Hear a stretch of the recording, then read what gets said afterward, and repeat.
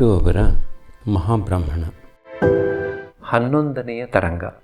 ವಸಿಷ್ಠರು ವರುಣ ಲೋಕದಲ್ಲಿ ನಡೆದ ಒಂದು ಯಾಗಕ್ಕೆ ಹೋಗಿದ್ದರು. ಹಿಂದೆ ಇಂದ್ರನ ರಹಸ್ಯವು ದುರ್ಭೇದ್ಯವಾಯಿತು. ಒಂದು ಯಾಗದಲ್ಲಿ ಯಾರು ಕರೆದರೂ ಇಂದ್ರನು ಬರಲಿಲ್ಲ. ಎಲ್ಲರೂ ಇಂದ್ರನು ಬರಲಿಲ್ಲವೆಂದು ವ್ಯಥಿಸುತ್ತಿರಲು ವಸಿಷ್ಠರು ಪ್ರಜ್ಞಾನಘನವನ್ನು ಪ್ರವೇಶಿಸಿ ಇಂದ್ರತತ್ವವನ್ನು ಹುಡುಕಿ ನೋಡಿದರು. ಅಲ್ಲಿ ಆ ರಹಸ್ಯವನ್ನು ಭೇದಿಸಿ ಇಂದ್ರನಿಗೆ ಬಂದಿದ್ದ ಆಪತ್ತನ್ನು ಪರಿಹರಿಸಿ ಕರೆದರು. ಇಂದ್ರನು ಯಾಗಕ್ಕೆ ಬಂದನು. ಆಗ ಇಂದ್ರನಿಗೆ ಪರಮ ಸಂತೋಷವಾಗಿ, ಇನ್ನು ಮುಂದೆ ನನಗೋಸ್ಕರ ಮಾಡುವ ಯಾಗದಲ್ಲಿ ವಸಿಷ್ಠರೇ ಪುರೋಹಿತರಾಗಿರಲಿ ಎಂದು ವರವನ್ನು ಕೊಟ್ಟನು. ಅಂದಿನಿಂದ ಎಲ್ಲಿ ಇಂದ್ರಯಾಗವು ನಡೆದರೂ ವಸಿಷ್ಠರಾಗಲಿ ವಸಿಷ್ಠ ಪುತ್ರರಾಗಲಿ ಹೋಗುವರು. ವರುಣದೇವನು ವಸಿಷ್ಠರನ್ನು ಕುಲಪತಿಗಳ ಪದವಿಗೆ ತಕ್ಕ ಮರ್ಯಾದೆಗಳನ್ನು ಕೊಟ್ಟು ಪಲ್ಲಕ್ಕಿಯಲ್ಲಿ ಕಳುಹಿಸಿದನು. ಹಿಂದೆ 100 ಜನ ಮಹರ್ಷಿಗಳು ವೇದೋಪನಿಷತ್ತುಗಳನ್ನು ಪಾರಾಯಣ ಮಾಡುತ್ತಾ ಬಂದರು. ಅವರಿಗೆ ದಾರಿಯಲ್ಲಿ ಬರುತ್ತಿರುವಾಗಲೇ ಆಶ್ರಮದಲ್ಲಿ ಏನಾಯಿತು ಎಂಬುದು ತಿಳಿಯಿತು. ಮನಸ್ಸು ಆಗಬೇಕಾದುದೆಲ್ಲ ಆಗಿದೆ, ಇನ್ನೇಕೆ ವೃಥಾ ಅವಸರ ಆಯಾಸ ಎಂದಿತು. ಯಥಾ ಸಾವಕಾಶವಾಗಿ ಪ್ರಯಾಣವು ನಡೆಯಿತು. ಬ್ರಹ್ಮರ್ಷಿಗಳು ಸಪರಿವಾರವಾಗಿ ಭೂಲೋಕಕ್ಕೆ ಬಂದರು. ಆಶ್ರಮವು ಇನ್ನೊಂದು ದಿನದ ಹಾದಿ ಎನ್ನುವಾಗ ಒಂದು ವಿಶೇಷವು ನಡೆಯಿತು. ಒಬ್ಬನು ಬ್ರಹ್ಮರ್ಷಿಗಳ ದರ್ಶನವನ್ನು ಏಕಾಂತದಲ್ಲಿ ಅಪೇಕ್ಷಿಸಿದನು. ಅದು ಸಂಜೆಯ ಕತ್ತಲು ಕವಿಯುತ್ತಿರುವ ಮುಚ್ಚಂಜೆಯ ಹೊತ್ತಿನಲ್ಲಿ. ವಸಿಷ್ಠರು ಆ ವೇಳೆಗಾಗಲೇ ತಮ್ಮ ನಿತ್ಯ ಕರ್ಮಗಳನ್ನು ಮುಗಿಸಿಕೊಂಡು ಆಗಂತುಕನು ಅಪೇಕ್ಷಿಸಿದ್ದ ಸ್ಥಳಕ್ಕೆ ಏಕಾಂಗಿಗಳಾಗಿ ಬಂದರು. ಆಗಂತುಕನು ನೋಡುವುದಕ್ಕೆ ಅಂತ್ಯಜನಂತಿದ್ದಾನೆ. ವಸಿಷ್ಠರನ್ನು ಅಷ್ಟು ದೂರದಲ್ಲಿ ಕಾಣುತ್ತಲೇ ಅಡ್ಡ ಬಿದ್ದಿದ್ದಾನೆ. ಮೊದಲು ಅಭಯವಾಗಬೇಕು. ದೇವರೇ, ತಮ್ಮ ಮಾತು ಕೇಳಿದರೆ ನನಗೆ ಕಿವಿಯೊಡೆಯುತ್ತದೆ, ತಮ್ಮನ್ನು ನೋಡಿದರೆ ಕಣ್ಣು ಕೊಕ್ಕರಿಸುತ್ತದೆ. ಹೀಗೇನೂ ಆಗದಂತೆ ತಮ್ಮೊಡನೆ ಮಾತನಾಡಿದರೂ ನನಗೆ ಹಾನಿಯಾಗದಂತೆ ಮೊದಲು ವರ ಕೊಡಬೇಕು ದೇವರೇ ಎಂದು ಕೇಳಿಕೊಳ್ಳುತ್ತಿದ್ದಾನೆ. ವಸಿಷ್ಠರು ಹಾಗೆ ಆಗಲೆಂದರು. ಬಂದವನು ಎದ್ದು ನಿಂತನು. ವಸಿಷ್ಠರು ಕೇಳಿದರು, ನೀನು ಯಾರು? ಆಗಂತುಕನು ಹೇಳಿದನು, ತಾವು ನನ್ನೊಡನೆ ಮಾತನಾಡುವಾಗ ಒಂದು ಕಡ್ಡಿಯನ್ನು ಅಡ್ಡವಾಗಿಟ್ಟುಕೊಂಡು ಮಾತನಾಡಬೇಕು ದೇವರೇ. ವಸಿಷ್ಠರು ನಕ್ಕು, ಆಗಲಿ ಎಂದು ಒಂದು ಕಡ್ಡಿಯನ್ನು ತೆಗೆದುಕೊಂಡು ಅದನ್ನು ಕುರಿತು ಮಾತನಾಡುವವರಂತೆ ಮಾತನಾಡಿದರು. ನೀನು ಯಾರು? ನಾನು ಕಲಿ. ನನ್ನೊಡನೆ ಏನು ಮಾತನಾಡಬೇಕು? ನನ್ನಲ್ಲಿ ನಿನಗೆ ಏನು ಕೆಲಸ? ಕೆಲಸ ಬೇಕಾದಷ್ಟು ಇದೆ, ಅದರಿಂದಲೇ ಮಾತನಾಡಲು ಬಂದಿದ್ದೇನೆ. ಸಾವಧಾನವಾಗಿ ತಾವು ನನ್ನ ಮಾತು ಕೇಳೋಣವಾಗಲಿ. ಈಗ ಕೃತಯುಗದ ಒಂದು ಪಾದವು ಕಳೆಯಿತು. ಧರ್ಮವು ಪೂರ್ಣವಾಗಿ ಷೋಡಶಕಲಾ ಪರಿಪೂರ್ಣವಾಗಿ ಮೆರೆಯುವ ಕಾಲ ಕಳೆಯಿತು. ಇನ್ನು ಧರ್ಮದ ಕಳೆಗಳು ಒಂದೊಂದಾಗಿ ಲೋಪವಾಗಬೇಕು. ಹಾಗೆ ಧರ್ಮಗಳ ಲೋಪವಾಗಿರುವುದನ್ನು ತೋರಿಸುವ ಕೆಲಸ ನನ್ನದು. ನನ್ನ ಕೆಲಸವನ್ನು ನಾನು ಮಾಡುವುದಕ್ಕೆ ಬಂದಿದ್ದೇನೆ. ಅದನ್ನು ಆರಂಭಿಸುವುದಕ್ಕೆ ತಮ್ಮ ಅಪ್ಪಣೆಯಾಗಬೇಕು. ನೀನು ನಿನ್ನ ಕೆಲಸವನ್ನು ಮಾಡುವುದಕ್ಕೆ ನನ್ನ ಅಪ್ಪಣೆ ಏನು? ದೇವ, ನಾನು ಧರ್ಮಲೋಪಕ್ಕಾಗಿಯೇ ಹುಟ್ಟಿರುವೆನಾದರೂ ನಾನು ನನ್ನ ಧರ್ಮವನ್ನು ಬಿಡಲಾಗುವುದಿಲ್ಲ. ತಾವು ಬಲ್ಲಿರಿ, ದೀಪದಿಂದ ಹೊರಟಾಗ ಕಿರಣವು ತೀವ್ರವಾಗಿದ್ದರೂ ಮುಂದೆ ಹೋಗುತ್ತಾ ಅದು ಹರಡಿ ಹರಡಿ ಅದರ ತೇಜಸ್ಸು ಮಂಕಾಗುವುದು. ಬಾಣವು ಬಿಲ್ಲಿನಿಂದ ಹೊರಟಾಗ ಎಷ್ಟು ವೇಗವಾಗಿರುವುದೋ ಆ ವೇಗವು ಕೊನೆಯಲ್ಲಿಯೂ ಇರುವುದೇ. ಇದೇ ಧರ್ಮವು ಮೂರ್ತ ಪ್ರಪಂಚದಲ್ಲಿಯೂ ಉಂಟಲ್ಲವೇ? ನೀರಿನಲ್ಲಿ ಯಾವ ಪ್ರಯತ್ನವೂ ಇಲ್ಲದೆ ಪಾಚಿಯು ಹುಟ್ಟುವಂತೆ, ಬೆಂಕಿಯಲ್ಲಿ ಹೊಗೆಯು ಹುಟ್ಟುವಂತೆ, ಬೆಳಕಿನ ಜೊತೆಯಲ್ಲಿ ಕತ್ತಲೆ ಇರುವಂತೆ ಧರ್ಮಕ್ಕೂ ಕಾಲ ದೇಶಗಳ ಪರಿಮಿತಿಯುಂಟು. ಆ ಪರಿಮಿತಿಯು ಹೆಚ್ಚಾದಾಗ ಧರ್ಮಕ್ಕೆ ಹಾನಿ ಉಂಟಾಯಿತು. ಅಧರ್ಮದ ಕೈ ಮೇಲಾಯಿತು ಎನ್ನುವುದು ಲೋಕದ ವಾಡಿಕೆ. ಆದರೆ ಹುಣ್ಣಿಮೆಯೇ ಇದ್ದರೆ ಅಮಾವಾಸ್ಯೆಯ ಗತಿಯೇನು? ಆದ್ದರಿಂದ ಚಂದ್ರನನ್ನು ಕೃಷ್ಣ ಪಕ್ಷದಲ್ಲಿ ಕುಗ್ಗಿಸುವ ಶಕ್ತಿಯೂ ನನ್ನದು. ಅದೇ ಚಂದ್ರನನ್ನು ಶುಕ್ಲ ಪಕ್ಷಕ್ಕೆ ಎಳೆದು ಬೆಳೆಯಿಸುವ ಶಕ್ತಿಯೂ ನಿಮ್ಮದು. ಅದಕ್ಕಾಗಿ ಕೃಷ್ಣ ಪಕ್ಷವು ಆರಂಭವಾಗಬೇಕು ಎಂದು ಸೂಚಿಸಲು ನಾನು ಬಂದಿದ್ದೇನೆ. ದೇವರೇ, ಅದಕ್ಕೆ ನಾನೇನು ಮಾಡಬೇಕು? ಆಗಲಿ, ತಾವು ಸರ್ವಜ್ಞರಾದರೂ ನನ್ನಿಂದ ನುಡಿಸುತ್ತಿರುವಿರಿ. ಸಂತೋಷವಾಗಿ ನುಡಿಯುವೆನು. ಪರಬ್ರಹ್ಮದ ಸತ್ತಾಶಕ್ತಿಯ ಮೂರ್ತಿಗಳಿಗಾಗಿ ಧರ್ಮರಕ್ಷಕರಾದ ವಿದ್ಯಾಮೂರ್ತಿಯೂ ತಾವು. ಆ ಪರಬ್ರಹ್ಮದ ಮಾಯಾಶಕ್ತಿಯ ಮೂರ್ತಿಯಾಗಿ ದೇಶ, ಕಾಲ, ರೂಪ, ಪರಿಚ್ಛೇದವನ್ನು ಸೃಷ್ಟಿಸಿ ಬ್ರಹ್ಮವನ್ನು ಮುಚ್ಚುವ ಅಧರ್ಮರಕ್ಷಕನಾದ ಅವಿದ್ಯಾಮೂರ್ತಿಯು ನಾನು. ಕೃತಯುಗದ ಈ ಎರಡನೆಯ ಪಾದವು ಆರಂಭವಾಗಲು ನಾನು ಈ ಅವಿದ್ಯಾಜಾಲವನ್ನು ಅಷ್ಟು ಬಿಚ್ಚಬೇಕು. ಲೋಕದಲ್ಲಿ ಶೋಕ, ಮೋಹ, ದೈನ್ಯಗಳು ಇನ್ನೂ ಹೆಚ್ಚಬೇಕು. ಧರ್ಮವನ್ನೇ ಹಿಡಿದು ಕುಳಿತಿರುವ ಶಕ್ತಿಯು ಮನುಷ್ಯನ ಅಂತಃಕರಣಕ್ಕೆ ಈಗ ಇರುವಷ್ಟು ಇನ್ನು ಮುಂದಿರುವುದಿಲ್ಲ. ಈ ಯುಗದ ಕಾರಣಪುರುಷರು ನೀವು. ನಿಮಗೆ ಈ ಅಂಶವನ್ನು ತಿಳಿಸದೆ ನಾನು ಪ್ರವರ್ತಿಸುವುದು ಸರಿಯಲ್ಲ. ಅದರಿಂದ ತಮ್ಮಲ್ಲಿಗೆ ಬಂದಿರುತ್ತೇನೆ. ಈ ವ್ಯತ್ಯಾಸವು ಮೊದಲು ತಮ್ಮ ಅಂತಃಕರಣದಲ್ಲಿ ಆಗಬೇಕು. ಹಾಗೆಂದರೆ ಹೌದು, ನನಗೆ ಗೊತ್ತು. ತಾವು ಸದಾ ಬ್ರಾಹ್ಮೀ ಸ್ಥಿತಿಯಲ್ಲಿ ಇದ್ದು ಕೇವಲ ಲೋಕರಕ್ಷಣಕ್ಕಾಗಿ ಬಹಿರ್ಮುಖರಾಗುವ ಮಹಾನುಭಾವರು, ಜಾತ ಮುಕ್ತರು. ಆದರೆ ಈಗ ತಾವು ನನ್ನ ಅಧಿಕಾರವು ಆರಂಭಿಸಿದುದರ ಗುರುತಾಗಿ ಶೋಕ, ಮೋಹ, ದೈನ್ಯಗಳನ್ನು ಅವಲಂಬಿಸಬೇಕು. ಲೋಕದ ಜನರು ಕಾಣುವಂತೆ ತಾವು ಅದಕ್ಕೆ ವಶರಾಗಬೇಕು. ಈ ಶೋಕ, ಮೋಹ, ದೈನ್ಯಗಳು ಹುಳುವು ವೃಕ್ಷರಸವನ್ನೇ ಕುಡಿದು ಬಲಿತು ವೃಕ್ಷವನ್ನೇ ಕೊರೆಯುವಂತೆ ತಮ್ಮ ಆಶ್ರಯದಲ್ಲಿದ್ದು ತಮ್ಮ ಚೇತನವನ್ನೇ ತೆಗೆದುಕೊಂಡು ಬಲವಾಗಿ ಲೋಕವನ್ನು ಪೀಡಿಸಲು ಹೋಗಬೇಕು. ಅದರಿಂದ ತಮ್ಮ ಬಳಿಗೆ ಬಂದಿದ್ದೇನೆ. ತಮ್ಮನ್ನು ಕೇಳದೆಯೇ ನಾನೇಕೆ ಆರಂಭಿಸಬಾರದು ಎನ್ನುವಿರಿ. ಅದಾಗುವುದಿಲ್ಲ. ದೇವರು ಸ್ಪರ್ಶಮಣಿಯನ್ನು ಮುಟ್ಟಿದ ಕಬ್ಬಿಣವೆಲ್ಲ ಚಿನ್ನವಾಗುವಂತೆ ತಮ್ಮ ಪ್ರಭಾವದಿಂದ ತಮ್ಮನ್ನು ತಗುಲಿದ ಶೋಕ, ಮೋಹ, ದೈನ್ಯಗಳು ಜೀರ್ಣವಾಗಿ ಆನಂದವಾಗುವು. ಅಗ್ನಿಯ ಸಂಪರ್ಕದಿಂದ ತಣ್ಣೀರು ಬಿಸಿಯಾಗುವಂತೆ ಯಾವ ಭಾವವೇ ಆಗಲಿ ತಮ್ಮನ್ನು ಮುಟ್ಟಿದರೆ ತಮ್ಮ ತುಂಬಿದ ಅಂತಃಕರಣದಿಂದ ಸಂತೋಷ ಧರ್ಮವೇ ಅದಕ್ಕೂ ಬರುವಾಗ ಮಾಡುವುದೇನು? ಆದ್ದರಿಂದ ತಮ್ಮಲ್ಲಿಗೆ ಬಂದಿದ್ದೇನೆ. ಮಿಕ್ಕ ಮಹನೀಯರು ಸಮಾಧಿಯಲ್ಲಿ ಮಾತ್ರ ಪಡೆಯುವ ಸ್ಥಿತಿಯಲ್ಲಿ ತಾವು ಸಹಜವಾಗಿ ಇರುವಿರಿ. ಅದರಿಂದ ಬೆಂಕಿಯನ್ನು ನಿನ್ನ ಬಿಸಿಯನ್ನು ಕಡಿಮೆ ಮಾಡಿಕೋ ಎಂದಂತೆ, ಹೂವನ್ನು ನಿನ್ನ ಪರಿಮಳವನ್ನು ಬಿಡು ಎಂದಂತೆ ತಮ್ಮ ಸಹಜ ಧರ್ಮವನ್ನು ಅಷ್ಟು ಕಾಲ ಒತ್ತಟ್ಟಿಗೆ ಇಡಬೇಕು ಎಂದು ಕೇಳಲು ಬಂದಿದ್ದೇನೆ. ತಾವು ನನ್ನ ಪ್ರಾರ್ಥನೆಯನ್ನು ಮನ್ನಿಸಿ ಅನುಗ್ರಹಿಸಬೇಕು. ವಸಿಷ್ಠರು ನಕ್ಕು, ಆಯಿತು, ಹಾಗಾದರೆ ಎಷ್ಟು ಕಾಲ ನಿನ್ನ ಅಧೀನದಲ್ಲಿಡಬೇಕು ಎಂದು ಕೇಳಿದರು. ತಮ್ಮ ಬಳಿಗೆ ಬಂದಾಗ ಲೆಕ್ಕ ಹಾಕಿಕೊಂಡು ಬಂದಿದ್ದೆ. 100 ವರ್ಷ ಕಾಲ, 1 ಶತಮಾನ ಎಂದು ಹೇಳಬೇಕೆಂದಿದ್ದೆ.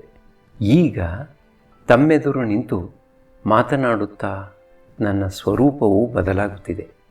ಈಗ ನನ್ನ ಬಾಯಿ ನನ್ನ ಮಾತು ಕೇಳುವುದಿಲ್ಲ. ನನ್ನ ಇಂದ್ರಿಯಗಳು, ಮನಸ್ಸು, ಬುದ್ಧಿಯೆಲ್ಲವೂ ವಿವಶವಾಗುತ್ತವೆ.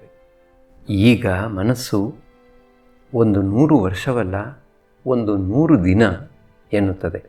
ಇನ್ನೂ ಅಷ್ಟು ವಿವಶವಾಗಿ 100 ಕ್ಷಣ ಎನ್ನುವುದರೊಳಗಾಗಿ ತಾವು ವರವನ್ನು ಕೊಡಿ.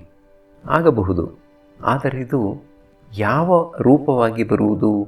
ಸ್ವೇಚ್ಛಾ ಪ್ರಾರಬ್ಧವಾಗಿಯೋ ಪರೇಚ್ಛಾ ಪ್ರಾರಬ್ಧವಾಗಿಯೋ? ಎರಡೂ ಅಲ್ಲ ದೇವರು. ಇದು ಕಾಲ ಪ್ರಾರಬ್ಧ. ಹಾದಿಯಲ್ಲಿ ಹೋಗುತ್ತಿರುವಾಗ ಮಳೆಯು ಬಂದರೆ ನೆನೆಯುವಂತೆ ತಾವು ಈ ಯುಗದಲ್ಲಿ ಇರುವುದೇ ಈ ಪ್ರಾರಬ್ಧವು ಬರುವುದಕ್ಕೆ ಕಾರಣ. ಈಗ ಈ ಶೋಕ ಮೋಹಗಳನ್ನು ಅನುಭವಿಸಲು ತಾವು ಒಪ್ಪಿಕೊಂಡಿರಾಗಿ ಇದಕ್ಕೊಂದು ಕಾರಣವೂ ಏರ್ಪಡುವುದು. ಕಾಕತಾಳೀಯವಾಗಿ ಇನ್ನೆಲ್ಲವೂ ಸಂಭವಿಸುವುದು. ಸಂಧಿಕಾಲದ ಲಕ್ಷಣವೇ ಹೀಗಲ್ಲವೇ?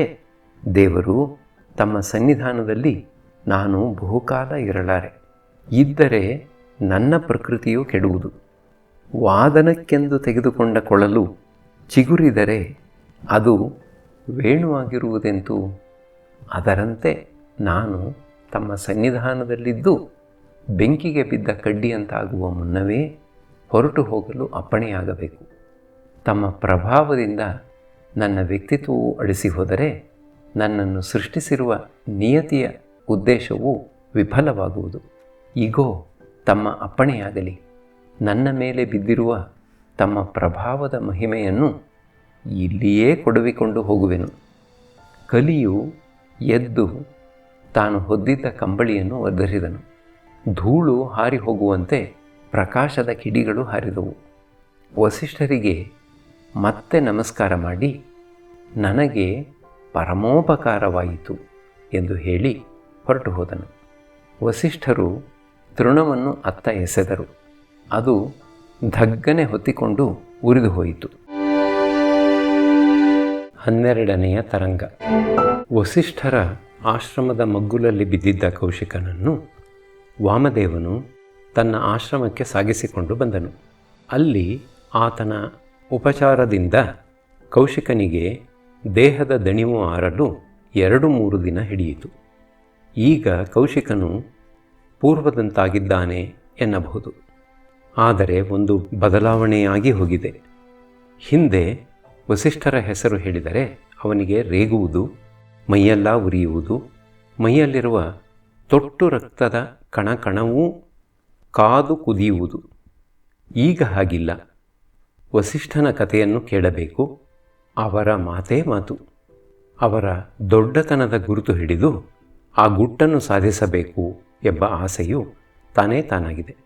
ಈ ಬದಲಾವಣೆ ಏಕೆ ಹೇಗೆ ಆಯಿತೆಂಬುದು ಅವನಿಗೆ ತಿಳಿಯದು. ಸಂಜೆಯ ಕಡೆಗೆ ಹೊತ್ತು ವಾಲಿದೆ. ಹಿಮಾಲಯದಲ್ಲಿ ಬೀಸುವ ಚಳಿಗಾಳಿಗೂ ಇಳಿ ಹೊತ್ತಿನ ಬಿಸಿಲಿಗೂ ಏನೋ ತೆಕ್ಕೆ ಹಾಕಿದಂತಿದೆ. ವಾಮದೇವನೂ ಕೌಶಿಕನೂ ಆ ಹಾಸು ಬಂಡೆಯ ಮೇಲೆ ಕುಳಿತು ಮಾತನಾಡುತ್ತಿದ್ದಾರೆ. ಕೌಶಿಕನು, ವಾಮದೇವ, 3 ದಿನದಿಂದಲೂ ನಿನ್ನನ್ನು ಒಂದು ಮಾತು ಕೇಳಬೇಕೆಂಬ ಆಸೆ.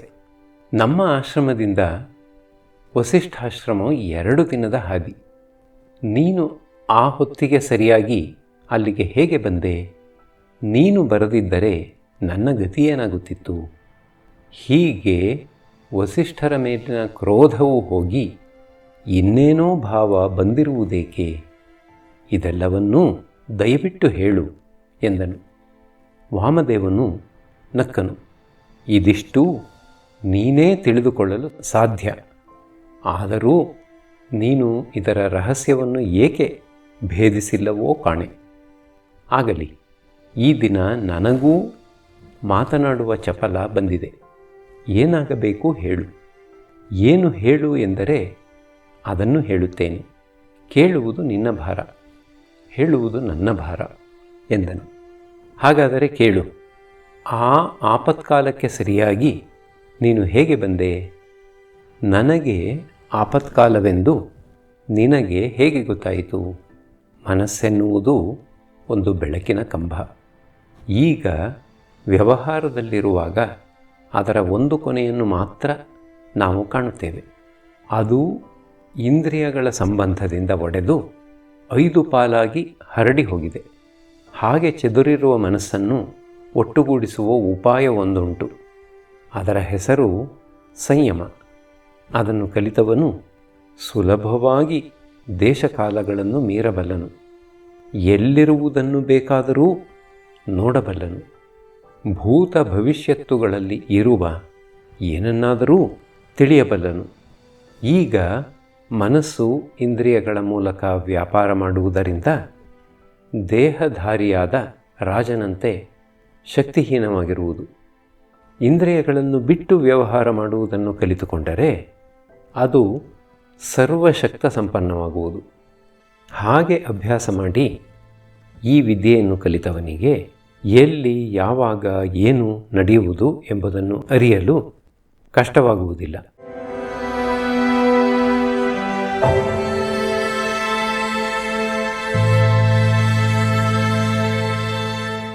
ಆಯಿತು, ಹಾಗಿದ್ದರೆ ನೀನು ಆ ಹೊತ್ತಿಗೆ ಅಲ್ಲಿಗೆ ಬರಲು ಮೊದಲೇ ಹೊರಟಿದ್ದೀಯೇನು? ಇಲ್ಲ, ಅದನ್ನೂ ಹೇಳುವೆನು ಕೇಳು. ಈ ದೇಹವು ನೀರಿನಲ್ಲಿ ಬಿದ್ದರೆ ಮುಳುಗುವುದು. ಆದರೆ ಈಜು ಕಲಿತರೆ ನೀರಿನಲ್ಲಿ ಮುಳುಗದೆ ತೇಲಬಹುದು. ಹಾಗೆಯೇ ಈ ದೇಹದಲ್ಲಿ ಇನ್ನೊಂದು ತತ್ವವಿದೆ. ಈ ದೇಹವು ಪಂಚಭೂತಗಳಿಂದ ಆದುದು. ಇಲ್ಲಿರುವ ಭೂತ ಸಂಘಾತವನ್ನು ಈಗ ನಾವು ಪ್ರತ್ಯೇಕವೆಂದುಕೊಂಡಿದ್ದೇವೆ. ಅದರಿಂದ ಈ ಭೂತಗಳು ನಮಗೆ ಮುಂದೆ ಹೋಗುವುದಕ್ಕೆ ಅಡ್ಡಿಯಾಗುತ್ತವೆ. ಹಾಗಿಲ್ಲದೆ ಸುತ್ತಲೂ ಇರುವ ಭೂತಗಳಿಗೂ ನಮಗೂ ಏಕರಸವಾದರೆ ಇಲ್ಲಿ ಈಗ ಸಾಲ ಕೊಟ್ಟು ಇನ್ನೊಂದು ಕಡೆ ಸಾಲವನ್ನು ಹಿಂದಕ್ಕೆ ತೆಗೆದುಕೊಳ್ಳುವಂತೆ ಇಲ್ಲಿ ನಿನ್ನ ದೇಹವಾಗಿರುವಷ್ಟು ಭೂತಗಳ ಅಂಶವನ್ನು ಇಲ್ಲಿ ಅವಕ್ಕೆ ಕೊಟ್ಟು ಇನ್ನೊಂದೆಡೆ ಬೇಕೆಂದೆಡೆ ಅವುಗಳಿಂದ ತೆಗೆದುಕೊಂಡರೂ ಆಯಿತು. ಅಥವಾ ಇನ್ನೂ ಸುಲಭವಾಗಿ ಬೇಕೆಂದರೆ ನೀರಿನಲ್ಲಿ ಈಜಿದಂತೆ ಗಾಳಿಯಲ್ಲಿಯೂ ತೇಲಿಕೊಂಡು ಹೋಗುವುದನ್ನು ಕಲಿತರಾಯಿತು. ಹಾಗಾದರೆ ನಾನೂ ಈ ಕಾರ್ಯವನ್ನು ಮಾಡಬಲ್ಲೆನೇ? ಹುಚ್ಚ, ನೀನು ಮಾಡಲಿಲ್ಲವೇ? ನಿನ್ನ ರುದ್ರಾಸ್ತ್ರವು ವಿಫಲವಾಗುವುದೆಂದು ತಿಳಿದ ಮೇಲೆ ನೀನು ಮತ್ತೊಂದು ಅಸ್ತ್ರವನ್ನು ಸೃಷ್ಟಿ ಮಾಡಲಿಲ್ಲವೇ? ಹಾಗೆಯೇ ಇನ್ನೂ ಎಷ್ಟೋ ಅಸ್ತ್ರಗಳನ್ನು ಸೃಷ್ಟಿ ಮಾಡಬಹುದಲ್ಲವೇ? ಆಗ ಹೇಗೆ ಮಾಡಿದೆ? ನಿನಗೆ ಗೊತ್ತಿರುವ ದೇವತೆಗಳ ಅಂಶಾಂಶಗಳನ್ನು ಅಷ್ಟಷ್ಟು ಕಲೆ ಹಾಕಿ ಅದಕ್ಕೊಂದು ಪ್ರಾಣವನ್ನು ಇಟ್ಟು ಕಳುಹಿಸಿದೆ. ಹಾಗೆಯೇ ಮಾಡಿದರೆ ಆಯಿತು. ಆಲದ ಮರದಿಂದ ಒಂದು ಕೊಂಬೆಯನ್ನು ಕಡಿದು ಪ್ರತ್ಯೇಕವಾಗಿ ನೆಟ್ಟರೆ ಅದೊಂದು ಮರವಾಗುವಂತೆ ನಿನ್ನ ಪ್ರಾಣದಿಂದ ಅಷ್ಟು ಪ್ರಾಣವನ್ನು ತೆಗೆದಿಟ್ಟರೆ ಏನು ಬೇಕಾದರೂ ಮಾಡಬಹುದು. ಒಂದು ವೇಳೆ ನಿನಗೆ ಇಲ್ಲವಾದರೆ ಇನ್ನೊಬ್ಬರಿಂದ ತಂದರಾಯಿತು. ಹಾಗಾದರೆ ನೀನು ನನಗೆ ಕೊಡಬಲ್ಲೆಯಾ? ಏಕಾಗಬಾರದು? ಕೊಡು. ಮತ್ತೆ ಈಗ ನನಗೆ ಮಾತನಾಡುವ ಹುಚ್ಚಿದೆ. ಇವನ್ನು ಕಾರ್ಯದ ಕಡೆಗೆ ತಿರುಗಿಸಿದರೆ ಆಗ ಮಾತನಾಡುವುದಕ್ಕಾಗುವುದಿಲ್ಲ. ಅದರಿಂದ ಈಗ ನೀನೇನು ಕೇಳಬೇಕೆಂದಿರುವೆಯೋ ಅದನ್ನೆಲ್ಲ ಕೇಳು, ಹೇಳಿಬಿಡುವೆನು. ಅನಂತರ ಈ ರಾತ್ರಿಯೋ ನಾಳೆಯೋ ನೀನೇನೇನು ನೋಡಬೇಕೆಂದರೆ ಅದನ್ನೆಲ್ಲ ನೋಡಬಹುದು, ತೋರಿಸುವೆನು. ಅಥವಾ ನೀನೇ ಮಾಡಬೇಕೆಂದರೆ ಮಾಡಿಕೊ, ನನ್ನ ಸಿದ್ಧಿಯಲ್ಲಿ ಅಷ್ಟು ಕೊಡುವೆನು. ಹಾಗಾದರೆ ಕೇಳು. ಈ ಸರ್ವಸಿದ್ಧಿಗಳೂ ನನಗೆ ಬೇಕು. ನಾನೇನು ಮಾಡಬೇಕು? ಸರ್ವಸಿದ್ಧಿಗಳೂ ಬೇಕಾದರೆ ನೀನೊಬ್ಬ ವಸಿಷ್ಠನಾಗಬೇಕು. ಎಂದರೆ ವಸಿಷ್ಠರಿಗೆ ಅಸ್ತ್ರಗಳೂ ಗೊತ್ತೇ? ಅಯ್ಯೋ ಹುಚ್ಚ, ನೀನು ಕೇಳುವುದು ದೀಕ್ಷಿತನಾದ ರಾಜನಿಗೆ ದಳವಾಯಿಯ ಮೇಲೂ ಅಧಿಕಾರ ಉಂಟೆ ಎಂದಂತಾಯಿತು. ನೀನು ರಾಜನಾಗಿದ್ದೆಯಲ್ಲ, ಆಗ ರಾಜ್ಯದಲ್ಲಿ ನಡೆಯುವ ಕಾರ್ಯಗಳೆಲ್ಲ ಯಾರ ಅಧಿಕಾರಕ್ಕೆ ಒಳಪಟ್ಟು ನಡೆಯುತ್ತಿತ್ತು? ಎಲ್ಲವೂ ರಾಜನದೇ ಅಧಿಕಾರ. ಹಾಗೆಯೇ ಈ ಲೋಕದಲ್ಲಿರುವ ಸಿದ್ಧಿಗಳೆಲ್ಲ ಒಂದು ಬ್ರಹ್ಮಜ್ಞಾನದಲ್ಲಿ ಅಡಗುವು. ಒಂದು ದೊಡ್ಡ ನಾಣ್ಯವನ್ನು ಇಟ್ಟುಕೊಂಡಿರುವವನು ಚಿಕ್ಕ ಚಿಕ್ಕ ನಾಣ್ಯಗಳಿಂದ ಆಗುವ ಪ್ರಯೋಜನವನ್ನು ಹೇಗೆ ಪಡೆಯುವನೋ ಹಾಗೆ ಈ ಕ್ಷುದ್ರ ಸಿದ್ಧಿಗಳಿಂದ ಆಗುವುದೆಲ್ಲವೂ ಆಗಿ ಇನ್ನೂ ಅಷ್ಟು ಹೆಚ್ಚು ಫಲವು ಅದರಿಂದ ಆಗುವುದು. 12 ಕಾಸಿನಿಂದ ಒಂದಾಣೆ ಎಂದರೆ 4 ಆಣೆಯಲ್ಲಿ 12 ಕಾಸುಗಳು 4 ಇಲ್ಲವೇ? ಅದರಂತೆ ಈ ಬ್ರಹ್ಮಜ್ಞಾನವೆಂಬುದು ಅದು ಅವರಿಗುಂಟು. ಇನ್ನು ನೀನು ಯಾವ ಯಾವ ಸಿದ್ಧಿಗಳನ್ನು ಹೇಳುವೆಯೋ ಹೇಳು, ಅದೆಲ್ಲವೂ ಅಲ್ಲುಂಟೋ ಇಲ್ಲವೋ ನೋಡೋಣ. ಈ ಸಿದ್ಧಿಗಳು ಹೇಗೆ ಲಭಿಸುವು? ಈ ಸಿದ್ಧಿಗಳು ಹೊಸದಾಗಿ ಸಂಪಾದಿಸಿದರೆ ಸಿದ್ಧಿಗಳು, ಹುಟ್ಟುವಾಗಲೇ ಬಂದರೆ ಪ್ರಭಾವಗಳು. ಮೀನು ಹುಟ್ಟುವಾಗಲೇ ಈಜು ಕಲಿತಿರುವುದು, ಮಣಿ ಹುಟ್ಟುವಾಗಲೇ ತೇಜಃಪುಂಜವಾಗಿರುವುದು. ಇವೆಲ್ಲ ಪ್ರಭಾವಗಳು. ಮನುಷ್ಯನು ಈಜು ಕಲಿಯುವನು, ಅದು ಸಿದ್ಧಿ. ನೀನು ಹುಟ್ಟುವಾಗಲೇ ರಾಜನಾಗಿ ಹುಟ್ಟಿದೆ, ಅದು ಪ್ರಭಾವ. ರುದ್ರನನ್ನು ಆರಾಧಿಸಿ ಅಸ್ತ್ರಗಳನ್ನು ಪಡೆದೆ, ಅದು ಸಿದ್ಧಿ. ಈ ಪ್ರಭಾವವು ಮಣಿಮಂತ್ರ ಔಷಧಗಳ ಬಲದಿಂದಲೂ ದೊರೆಯುವುದು, ಆಗ ಅದು ಸಿದ್ಧಿಯಾಗುವುದು. ಆದ್ದರಿಂದ ಪ್ರಭಾವಶಾಲಿಗಳು, ಸಿದ್ಧಪುರುಷರು ಲೋಕದಲ್ಲಿ ಏನು ಬೇಕೆಂದರೆ ಅದನ್ನು ಮಾಡಬಲ್ಲರು. ವಸಿಷ್ಠರು ಪ್ರಭಾವ ಸಿದ್ಧಿ ಎರಡನ್ನೂ ಸಮಗ್ರವಾಗಿ ಪಡೆದಿರುವರು. ಅದರಿಂದಲೇ ಅವರ ಮೇಲೆ ನನ್ನ ಅಸ್ತ್ರವಿದ್ಯೆ ಪ್ರಭಾವವು ನಡೆಯಲಿಲ್ಲ. ಕೌಶಿಕ, ಬಲ್ಲೆಯ, ನೀನು ಅಲ್ಲಿಗೆ ಹೋದಾಗ ವಸಿಷ್ಠರು ಲೋಕಾಂತರಕ್ಕೆ ಹೋಗಿದ್ದರು, ಆಶ್ರಮದಲ್ಲಿ ಇರಲಿಲ್ಲ. ಆಗ ಅರುಂಧತಿ ದೇವಿಯವರು ಆಶ್ರಮದ ಯಜಮಾನಿ. ನಿನ್ನ ಅಸ್ತ್ರಗಳನ್ನೆಲ್ಲ ಪ್ರತಿಭಟಿಸಿದುದು ವಸಿಷ್ಠರ ಬ್ರಹ್ಮದಂಡ. ನಂದಿನಿಗೆ ನೀನು ಹೋಗುವುದು ಗೊತ್ತು. ಆಕೆಯು ಅರುಂಧತಿಯವರಿಗೆ ಆಶ್ರಮದ ರಕ್ಷಣೆಯ ಭಾರವನ್ನು ಯಜ್ಞೇಶ್ವರನ ಮೇಲೆ ಹೊರಿಸುವಂತೆ ಹೇಳಿಕೊಟ್ಟಳು. ಆತನು ಆ ಭಾರವನ್ನು ದಂಡದ ಮೇಲೆ ಹೊರಿಸಿದನು.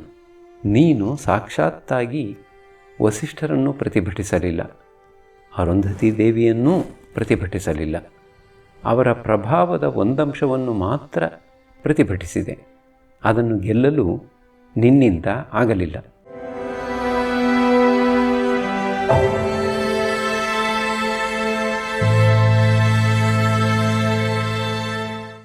ಅದೇಕೆ ಆಗಲಿಲ್ಲ? ನಾನು ಆಗಲೇ ಹೇಳಿದೆ ಕೌಶಿಕ, ಅವರ ಮೇಲೆ ಹಗೆಯು ತರವಲ್ಲ ಎಂದು. ಹಗೆಗೆ ಹಗೆ ಮಾಡಿದವರನ್ನು ಗೆಲ್ಲಬಹುದು. ನಿನ್ನನ್ನು ಹಾಗೆಯೆಂದೇ ಒಪ್ಪಿಕೊಳ್ಳದವರ ಮೇಲೆ ನೀನು ಏನು ಮಾಡಬಲ್ಲೆ? ಕಮಲದ ಎಲೆಯನ್ನು ನೀರಿನಲ್ಲಿಯೇ ಮುಳುಗಿಸಿದ್ದರೆ ತಾನೇ ಅದು ಒದ್ದೆಯಾಗುವುದೇನು? ಹಾಗಾದರೆ ಅಂಥವರ ಮೇಲೆ ಹಗೆ ಮಾಡಿದರೆ ಏನಾಗುವುದು? ಆ ಹಗೆಯು ಹಿಂದಿರುಗಿ ಬಂದು ನಿನ್ನನ್ನು ಹೊಡೆಯುವುದು. ಪ್ರಬಲರೊಡನೆ ಸೆಣಸಿದ ದುರ್ಬಲನು ಏಟು ತಿಂದು ಮೆತ್ತಗಾಗುವನು, ಅದರಂತೆ ಆಗುವುದು. ನಿಜ, ಹಾಗೆಯೇ ಆಗಿದೆ. ಆಯಿತು, ಈಗೊಂದು ಪ್ರಬಲವಾದ ಬದಲಾವಣೆಯಾಗಿದೆಯಲ್ಲ, ಅದೇಕೆ? ಏನು ಬದಲಾವಣೆ? ಆಗಲೇ ಹೇಳಿದೆನಲ್ಲ, ವಸಿಷ್ಠರ ಮೇಲೆ ವೈರವಿಲ್ಲ. ಆ ಸುಡುತ್ತಿದ್ದ ವೈರ ಅಡಗಿದೆ. ಆಗಲೂ ವಸಿಷ್ಠರ ಮೂರ್ತಿಯು ಎದುರಿಗೆ ಇರುತ್ತಿತ್ತು, ಈಗಲೂ ಇದೆ. ಆದರೆ ಆಗಿನ ಮೂರ್ತಿಯು ಕ್ರೂರವಾಗಿರುತ್ತಿತ್ತು, ಈಗ ಶಾಂತವಾಗಿದೆ. ಅಂತೂ ಎದುರಿಗಿದೆ. ಹುಚ್ಚ, ಎದುರಿಗಿರುವುದು ನಿನ್ನ ಮನಸ್ಸು. ವಸಿಷ್ಠರು ಎದುರಿಗೆ ಬಂದಿಲ್ಲ. ನಿನ್ನ ಮನಸ್ಸು ಅವರನ್ನು ಕುರಿತು ಹಗಲಿರಳೂ ಚಿಂತಿಸುತ್ತಾ ಅವರಂತಾಗಿ ನಿನ್ನ ಎದುರಿಗೆ ಬಂದು ನಿಂತಿದೆ ಅಷ್ಟೆ. ಆಗ ನಿನ್ನ ಮನಸ್ಸಿನಲ್ಲಿ ವೈರವಿತ್ತು, ಅದರಿಂದ ಆ ಮೂರ್ತಿ ರೌದ್ರವಾಗಿತ್ತು. ಈಗ ನಿನ್ನ ಮನಸ್ಸಿನಲ್ಲಿ ವೈರ ಅಡಗಿದೆ, ಅದರಿಂದ ಅದು ಶಾಂತವಾಗಿದೆ ಅಷ್ಟೆ. ಆಯಿತು, ಉರಿಯುತ್ತಿದ್ದ ಆ ವೈರವು ಈಗ ಏನಾಯಿತು ವಾಮದೇವ? ನೀನು ನಂಬುವೆಯೋ ಇಲ್ಲವೋ, ನಾನಂತೂ ಹೇಳುವೆನು, ಆ ಮಹಾಬ್ರಾಹ್ಮಣಿಯ ಅನುಗ್ರಹದಿಂದ ಅದು ನಿನ್ನನ್ನು ಬಿಟ್ಟು ಹೋಯಿತು. ಬಟ್ಟೆಗೆ ಹತ್ತಿದ್ದ ಕೊಳೆಯನ್ನು ಒಗೆದು ತೆಗೆದಂತಾಯಿತು.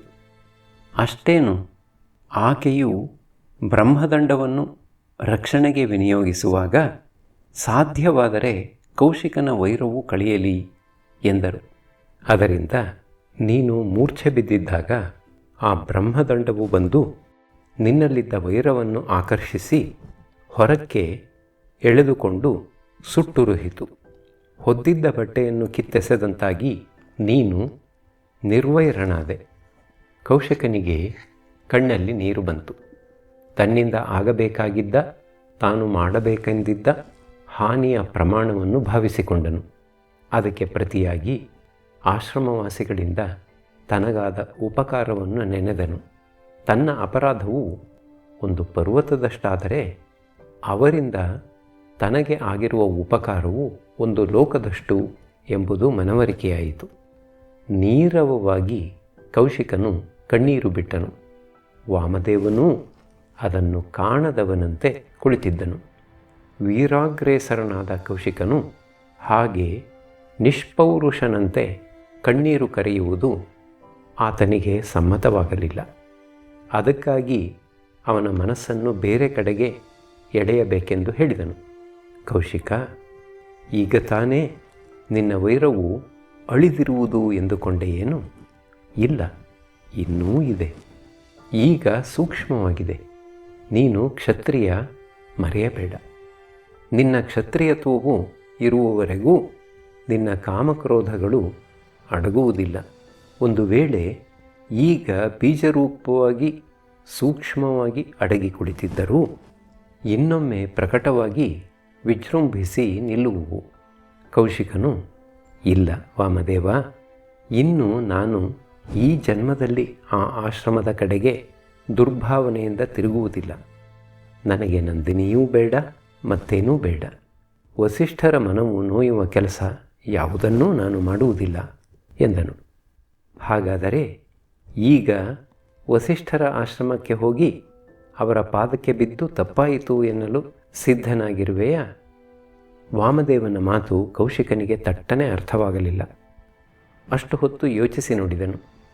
ಇಲ್ಲ ವಾಮದೇವ, ಇಲ್ಲ, ನಾನು ಅಲ್ಲಿಗೆ ಈಗ ಹೋಗುವುದೂ ಇಲ್ಲ.